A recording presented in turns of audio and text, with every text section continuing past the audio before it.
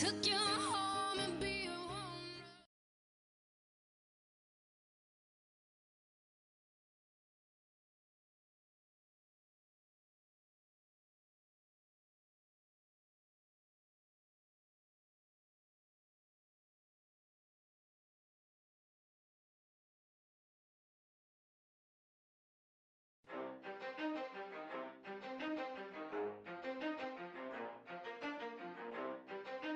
ready? Let's go. Yeah. For those of you that want to know what we're all about, it's like this, yo. This is 10% luck, 20%. So, what do I think about bullying? Personally, from my point of view, I think it's the stupidest thing out there. It's a waste of time, it's a waste of emotion, it's a waste of effort. Like, why don't you put that effort into making someone feel better instead of hurting someone else's feelings? If you guys noticed earlier, we had a small staged fight break out over there. And what happened? A girl got mad at another girl for smack talking. And what did everyone do? Hey, what's happening? Hey, what's happening? Right? And I think it's pathetic. Josh, what do you think?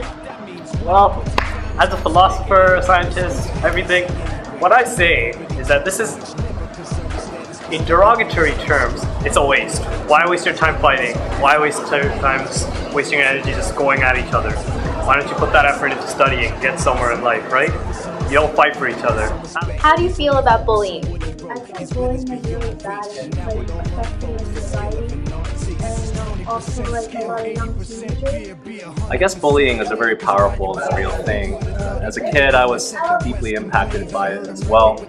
I'm Canadian, I was born in Canada, but I remember going on the school bus and having kids say things like, hey, Chink, go back home to where you used to come from. And having to endure that every day, just it's a horrible feeling. And obviously, finally being able to stand up to it, to stop it, to earn the respect of your peers afterwards, it has to change my life. But I was lucky to have that support. Hi, David. This is Stephanie. We're here to talk about bullying.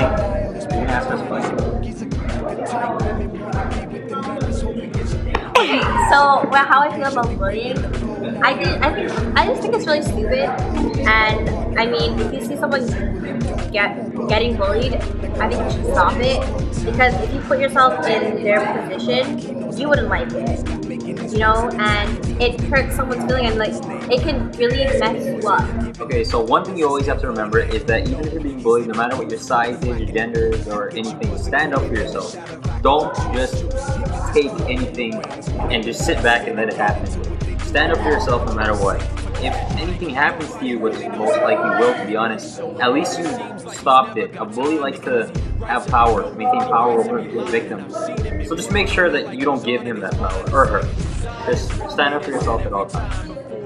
If you're a bystander, what you need to do is you shouldn't just stand there and watch someone get bullied. Because you know what? That's wrong. That's what you're doing with bullying. You need to stop that. And in order to stop that, you need to stop being a bystander. And in order to do that, you need to go tell someone, or you gotta step up and you need to get in the middle of that fight and you gotta break it up. Like this. When bullying continues with no restrictions, it can cause many things such as heartache, emotional and physical distress. In one case, a bully who has not been restricted for many years has now gained control over many parts of Uganda. Kony, Joseph Kony that is, an evil dictator, has over 30,000 child soldiers and uses the girls as prostitutes. It is because of bystanders that people like Kony prosper. Let Kony 2012 also be the year that we demolish bullying.